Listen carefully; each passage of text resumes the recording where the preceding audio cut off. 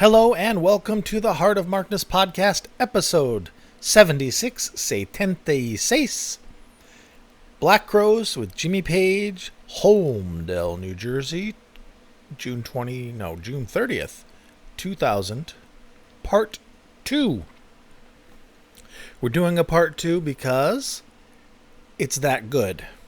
And I have gotten more feedback over this show, or this episode, the last episode rather, with Jimmy and the Black Crowes than I have in a while.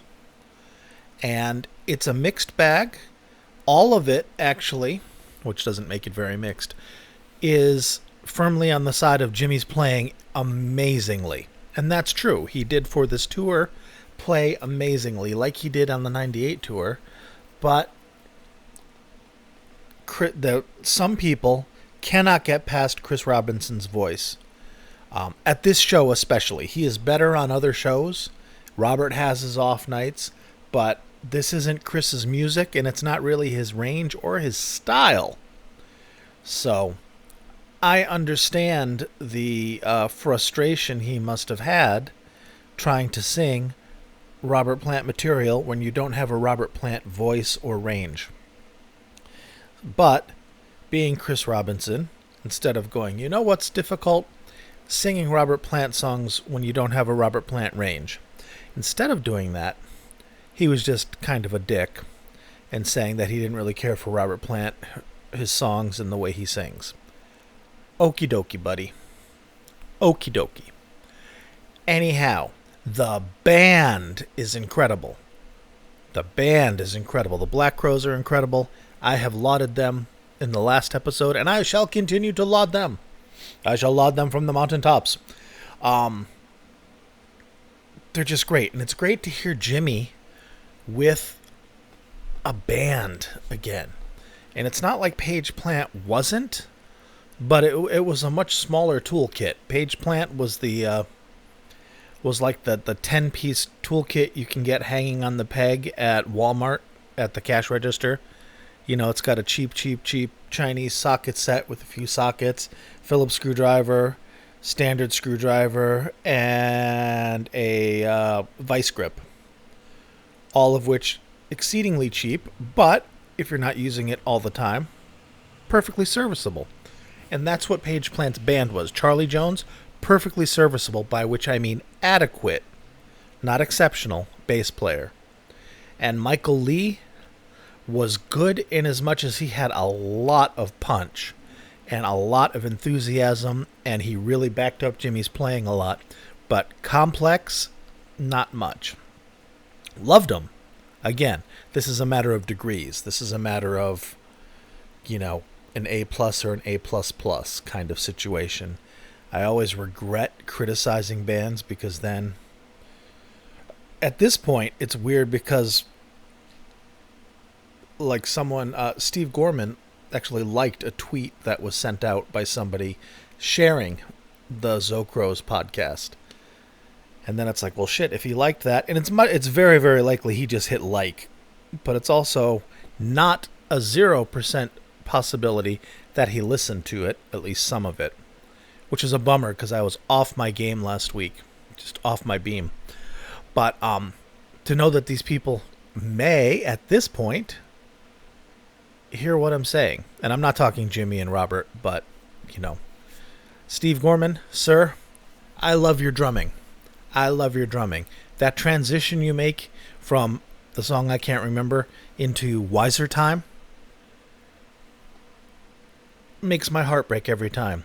And the song Descending, which is one of my favorite songs of all time, period, that is made by you with your solid drumming. Man, I play air drums to that. And I mean that. I have drumsticks. I've had drumsticks for the last 35 years. And I actually can play serviceable bar band drums without ever owning a drum kit and not having played a real drum kit for 15 years because I air drum so much and I practice the moves. It's silly. It's really silly, but I'm a I'm a silly goose. You should know that by now if you listen. So anyways, Mr. Gorman, I am not a sports fan, alas. I am a music fan, and I am a fan of your drumming. Magnificent. Magnificent. It's substantial, and it's great, and it means the world to me, and you're one of the very few drummers that I can just listen to on a track and just listen to. Not as a drummer, but just as a person who is somewhat of a musician and knows good music when he hears it. All right, ass kissing aside, we're back to the aborted Black Crowes Jimmy Page tour, which really gave a shot in the arm to the Black Crowes as a band and getting their music listened to and getting people to their shows again. And that's from the mouths of Rich Robinson and Steve Gorman. But apparently, according to Steve Gorman in his excellent book, which you should get, and I will look up the name of. I was supposed to get it. Somebody bought it for me like a year ago, or whenever it came out. It must have come out not much more than a year ago. It's like, I bought you this book, and then they read it, and then I never got the book. It happens. So I should now get the book myself, is what I'm saying. Anyhow, in that book, Mr. Gorman alleges that the reason that the 55-date Jimmy Page Black Crowes tour terminated after 11 dates, the official reason is that Jimmy fucked up his back, which is completely possible playing a Les Paul. They are heavy as shit. When you're in your 50s, jumping around with that thing, Christ almighty. And now that I'm in my 50s, every once in a while, I just wake up and my back is fucked. 'Cause of nothing. It's not like, oh, I shouldn't have hauled all that lumber yesterday. No, I'm just old and decaying. And when your back's fucked up, life is miserable. But Mr. Gorman says in his book that it was because Rich Robinson, the guitar-playing brother of the Robinson duo, turned down Jimmy when Jimmy offered some riffs and offered to write some songs and present some material to the Crowes for an album for them, all of them, to record together. And apparently, Rich was like, no thanks, we write our own material, kind of thing. And Jimmy was like, all right, well, fuck yourself. Screw you guys, I'm going home. Which is what he did right after they appeared on The Tonight Show. He went home, the tour was off, hurt his back, and that was it. And that's a bummer. I get it. I mean, you are dealing with egos, of course, but you're also dealing with, I mean,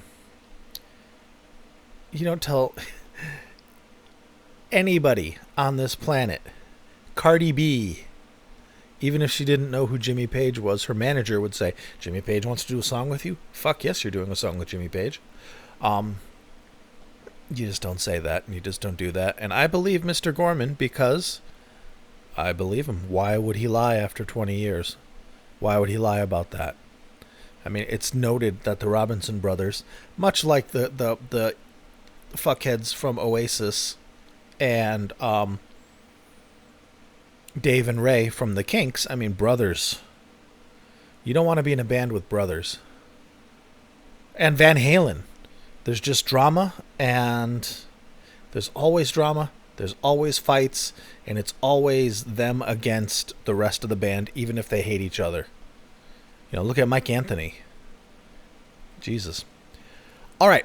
Hey, look, I wasted 9 minutes of your precious time. Great. It's a Dorian Gray type situation I have going on here. So that 9 minutes I've stolen from you, and that's a communal you.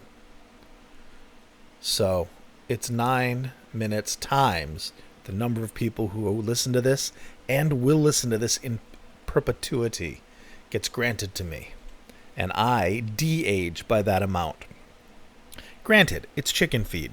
It's like picking pennies up off the road, but you pick up enough pennies, you eventually have $1. If you have $1, you can buy a candy bar. So, thank you for the candy bar. Alrighty, let's get back to this wonderful show in Holmdel. Boy, that name rolls off the tongue. New Jersey, June 30th, June 30th, 2000. 20 years to the day after Led Zeppelin's fantastic show in Frankfurt, Germany, where they played what is regarded by some to be the best Achilles' Last Stand. This band did not do Achilles' Last Stand, but I don't blame them. That's not that kind of band. And although it would have been awesome. And maybe had they done the full 55 dates, they may have. So let's jump in, now that I've wasted 10.5 minutes of your precious, precious time. Why do you rob me of my life, precious? We're going to listen to right now. It's not a Black Crowes tune. It's not a Yardbirds tune. It's not a Zeppelin tune. It is a Peter Green Fleetwood Mac tune. And it is Oh Well. And it is a great song. It is a fun song. And it is nice to hear Jimmy rock out with a band. And it's also the kind of thing that Chris Robinson can sing much better. So it's a much better performance. All right, friends. Here we go. Oh Well, June 30th, 2000. Jimmy and the Crows.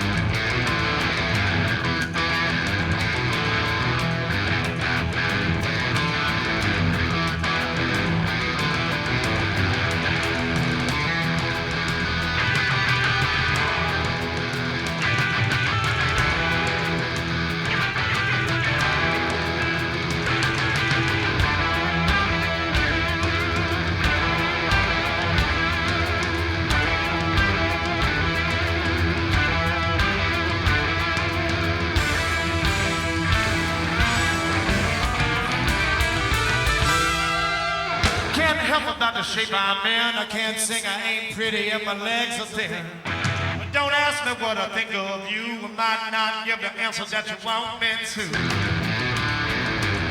Oh, well.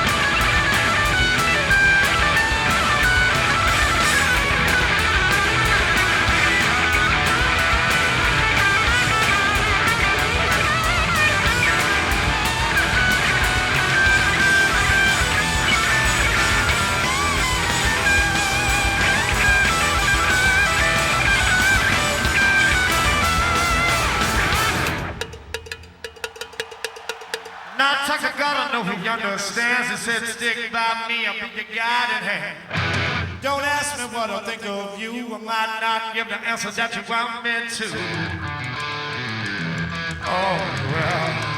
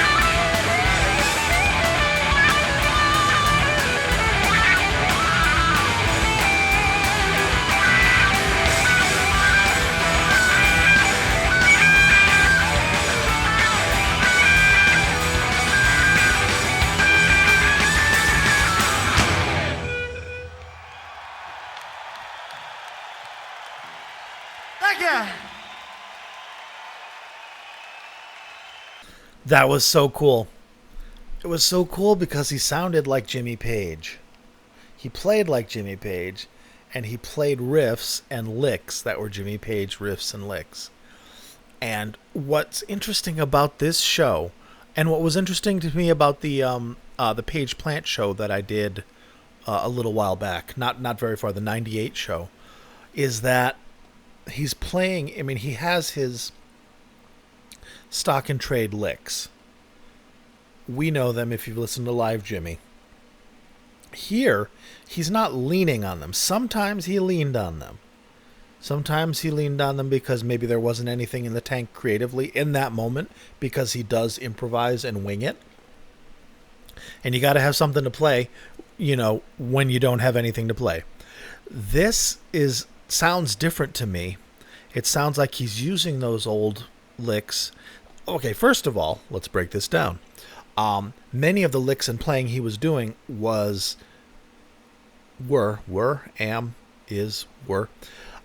Dazed and Confused, live Dazed and Confused licks. So that was cool to hear. And it was tight. Tight like the '88 Outrider tour. Tight like the '98 Page Plant tour. And except this time he had a band, a top shelf band. I mean, the Black Crowes, this iteration of the Black Crowes pre-breakup were phenomenal. Phenomenal. I mean, Allman Brothers level tight and good. And it's just miraculous to hear him and to hear that support, and then to have the guitarists behind him. You've got lead guitarists that are insane, jam band guitarists who live to solo and shred, just supporting Jimmy in the way that makes the music solid and substantial. It's magnificent to hear. And of course, Steve Gorman backing it all up with his phenomenally soulful playing. I mean, I get emotion from his playing. And I get a very aware mind that is reining in, that is both driving and herding all the other musicians. Herding like a sheep herder. Not the past tense of here, which wouldn't be a present tense verb anyway. Never mind. Anyways, basically, TLDR, that was awesome.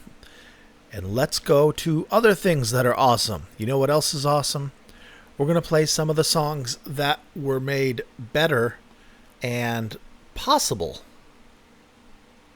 by the addition of all these other, the two supplemental guitarists, and the bass player, and the separate keyboard player, Eddie Harsh, who's brilliant and soulful as well. First, we're going to hear 10 Years Gone. Now, 10 Years Gone... Actually, I'm not even going to say anything. Here's what I'm going to say. You haven't heard it played like this before. It's very similar to the album, in that Jimmy doesn't have his B-bender and do the B-bender stuff he would do every other time it's been played live. It's similar to the album in that way, and it has to be when you have that many musicians playing. There has to be a little bit more of a rigid structure for songs like this. I mean, 10 Years Gone is not a jam song like, Wiser Time would be from the Crowes, or Dazed and Confused, or Lemon Song, something like that where you can stretch out. This is a performance, and Jimmy's playing is amazing because you haven't heard him play like this before. It's the most interesting thing that I heard was him. Usually with 10 Years Gone, he tries to kind of stick to the studio solo in a way. For a lot of it, because A, it's so beautiful, and B, like I said, it's not a structure for much jamming. Although it's basically not. He still would stretch. Like if you listen to the Copenhagen '79, you hear him go off and play the most beautiful solo I've ever heard. But this time, what I initially mistook for a little bit of hesitance in his playing, what I think it was him going to play the standard solo, but then going off and taking chances successfully. I mean, he's Jimmy Page. There's a flub here and there, as there would be with anybody who plays like him, and that's one of the reasons to love him. But this is just such a deeply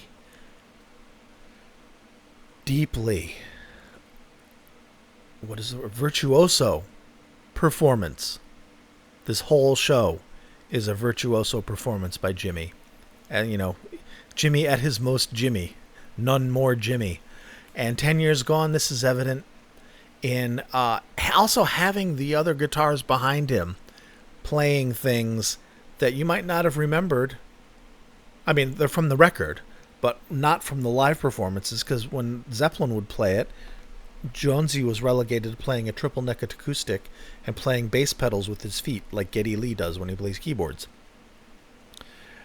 This, you've got the bass and the keyboards and the guitarists behind Jimmy making a rich soundscape, and you're going to dig it. Jimmy Page, 10 years gone, and the Black Crowes. Enjoy, friends. This is a good one.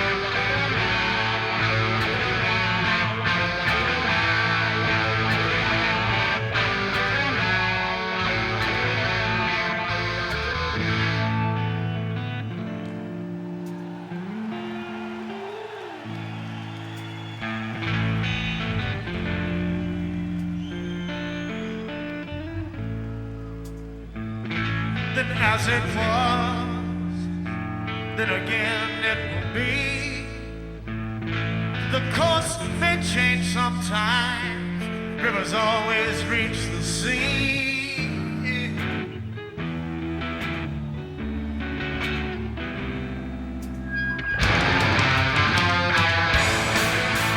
Nine stars of fortune, each has several rings. On the wings of maybe, down in birds of prey. Kinda makes me feel sometimes didn't have to rule. Said eagle needs a nest, it's got so far to go.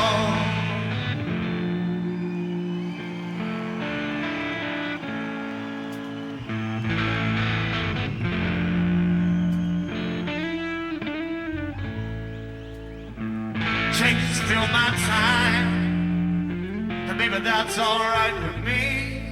In the midst, I think of you and how it used to be.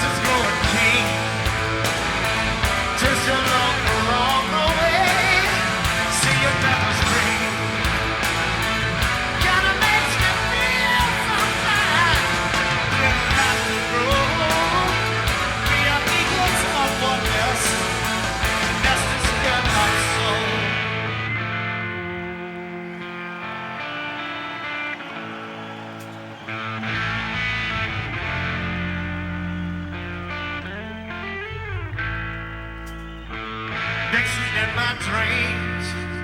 A great surprise to me. Never thought I'd see your face the way it used to be. Oh, darling. Oh, darling. Oh, darling. Oh, never gonna leave you, yeah. Never gonna leave you. Said never gonna leave you. Holding on till it's gone, it's gone. Holding on till it's gone. Holding on till it's gone. Holding on till it's gone. Never gonna leave you. Never gonna leave you, man. Oh, said I'm never gonna leave you.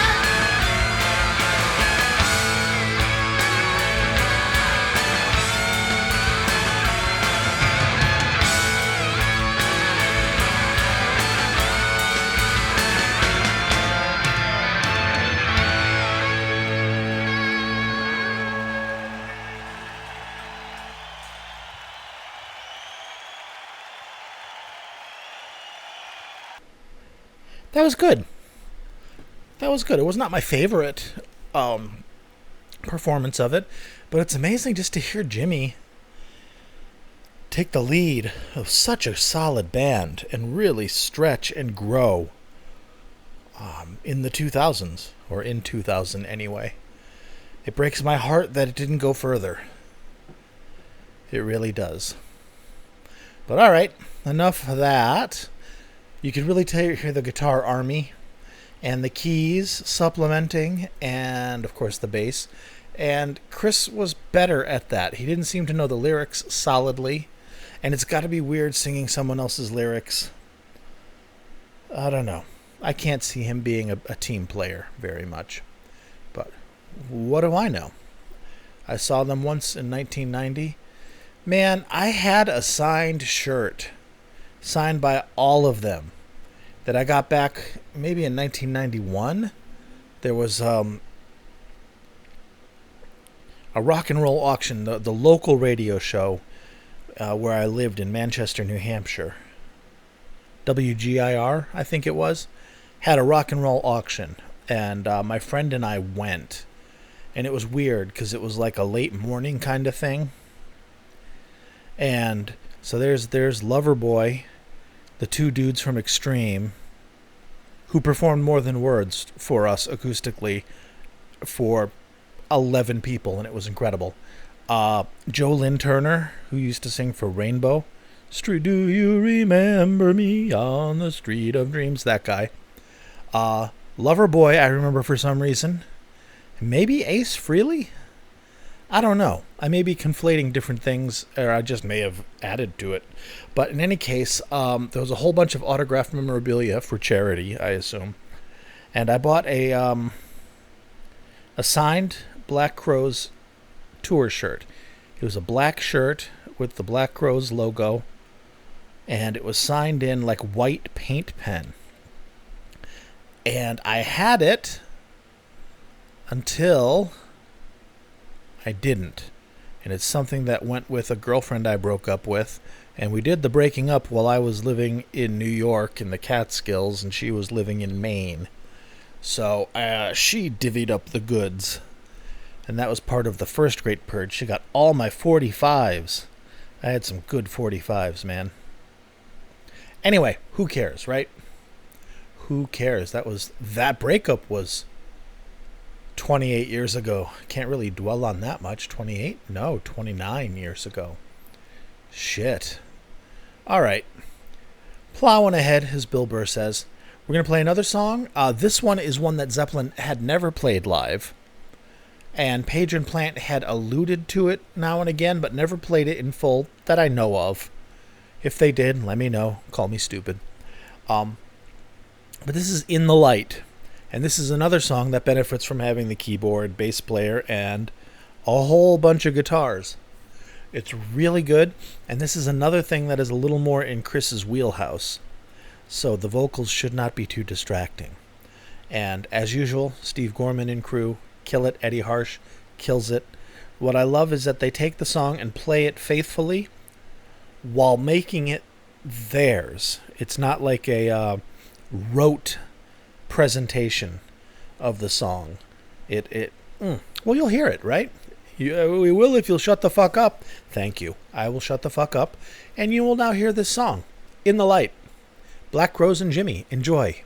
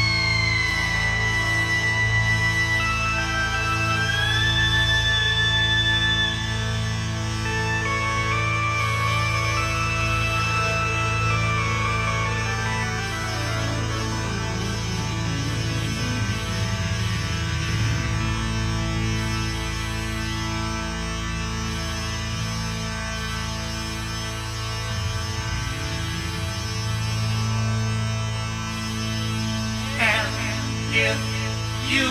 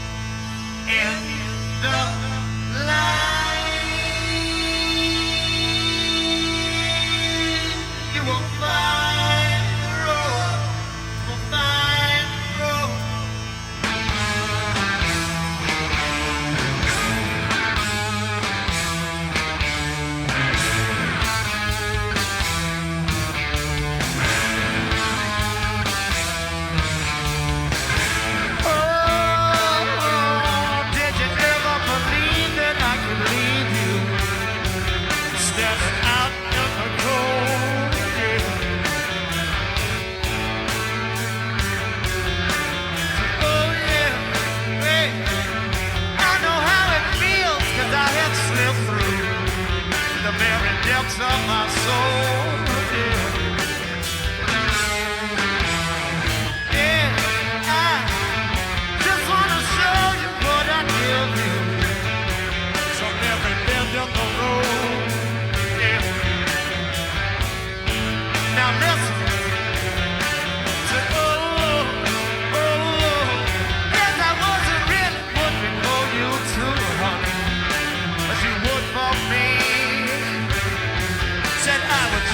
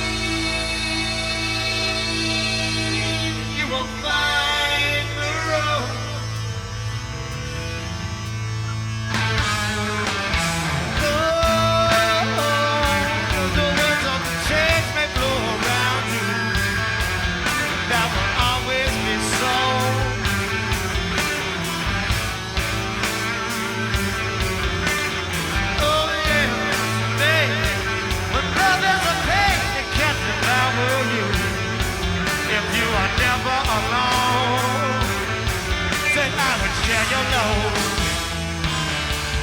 I will share your load.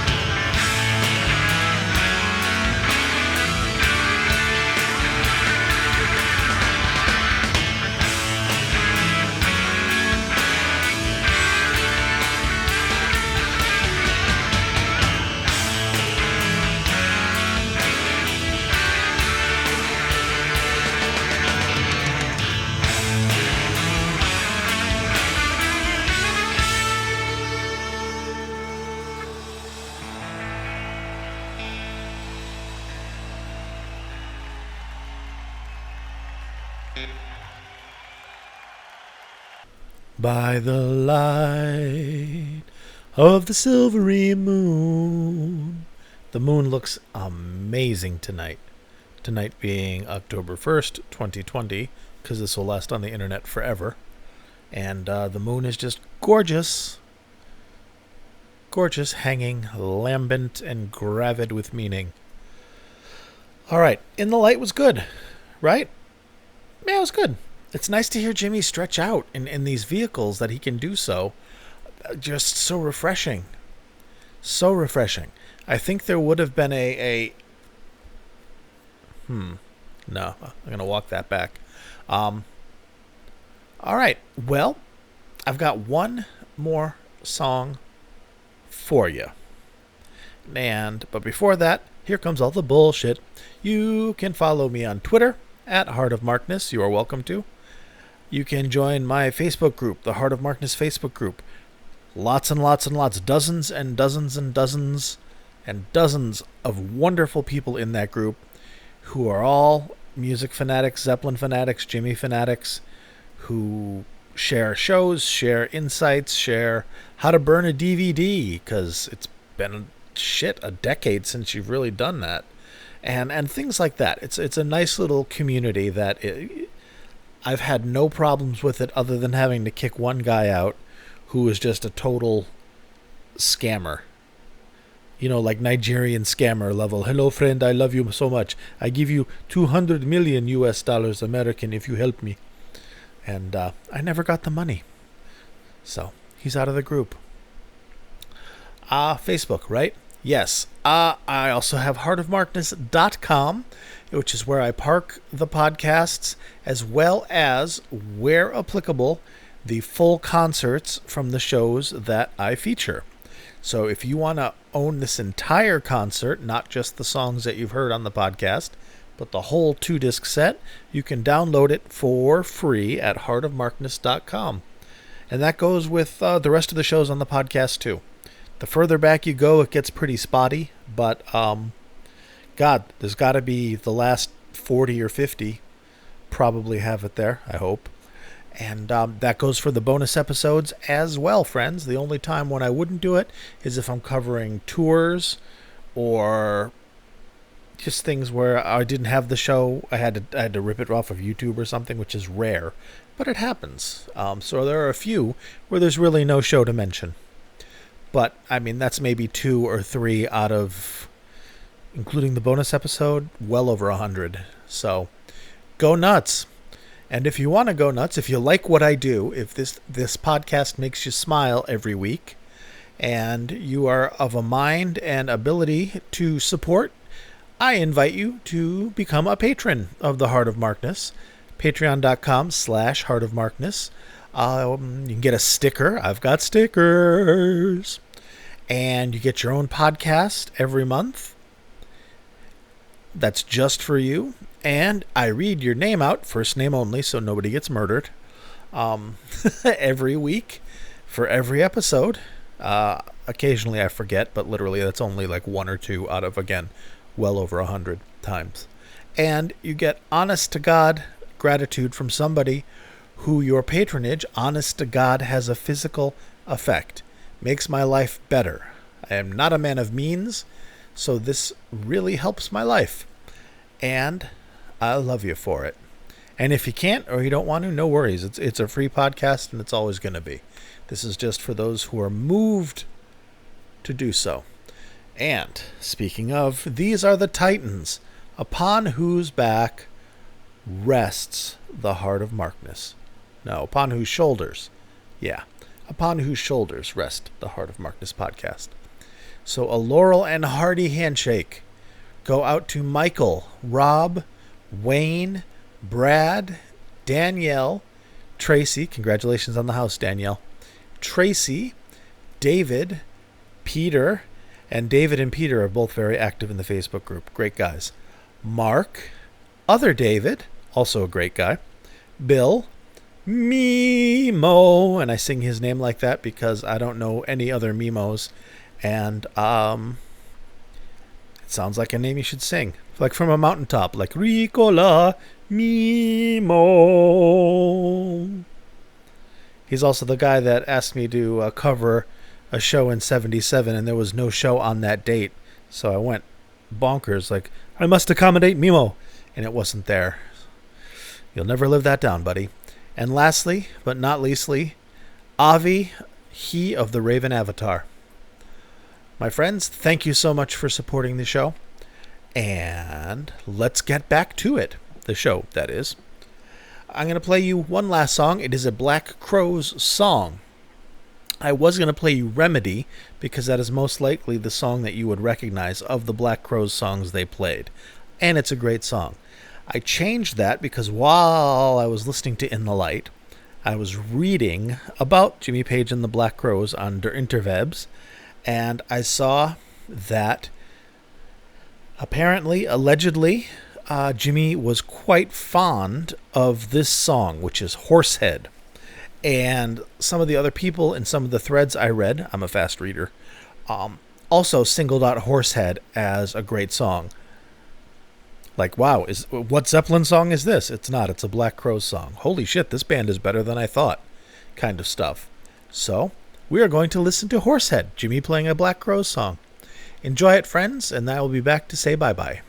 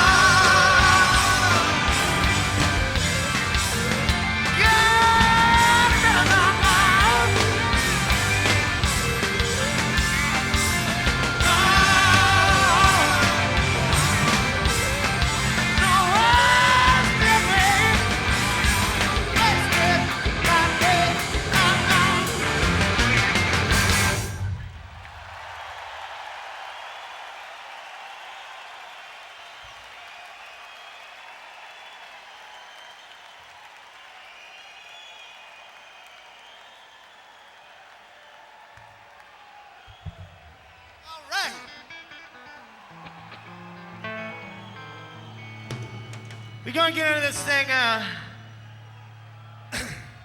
by Mr. Peter Green and his Fleetwood Mac. It's called Old Wind. Well, to my ears, that sounded like the song Gone off of the Amorica album, and not like Horsehead off of By Your Side. But it's been so long since I've listened to either, maybe it was an amalgam of both of them. Anyways, it was really good. And it's nice to hear Jimmy sitting back and taking a backseat to the Black Crowes and filling in perfectly. Man, they should have done more together. Man, whatever the reason, whether it was Jimmy's back or Rich's stupid fucking mouth or whatever that prevented that relationship from continuing, it's heartbreaking. In another reality, they went on and finished that 55 city tour and did an album together. And in yet another universe, Chris Robinson was struck dumb or had that Julie Andrews thing where he had surgery and it fucked it up and he could never sing again.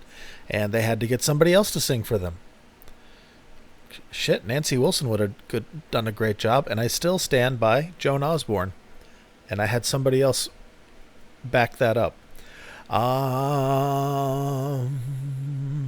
I think that's it. Anybody listening to that, correct me. That was Gone, right? At least there were parts of Gone in that performance. It didn't sound very horse-heady to me. But again, this is all, I mean, I haven't listened to By Your Side, shit, in 10 years at least. And Amorica, I skipped through. I think Amorica has Descending, right? Wow. Yes, Amorica has Descending. Again, my favorite Black Crowes tune by far. And a perfect song for Chris Robinson. And it's one where his lyrical ability is commensurate with the song and the lyrics he wrote. It all fits in. Oh, so good. And the sleigh bells... Holy shit, the sleigh bells at the end, and then you realize they were there the whole time, just buried in the mix. I love the Crowes. I love the production on that album, and I love that for the most part, they were a band that would record essentially live in the studio. In a very well-mic'd studio, they would play live. Something that's a lot like Radiohead, when they do the In the Basement stuff. And, you know, I know Radiohead isn't everybody's cup of tea, but that's another band in an entire other genre. But that's an amazing band right there. Boy, oh boy. All right. Well, let's wrap this up since I'm out of songs for you. If you want this show, and I recommend grabbing this show. If you don't know the internet because you're old or you're just not tech savvy, as they say, well, here's an opportunity to learn. Or get your kid or your grandkid or your wife or whoever does your computer stuff to download that for you and burn it on some CDs if you like CDs or MP3s or whatever. Heartofmarkness.com.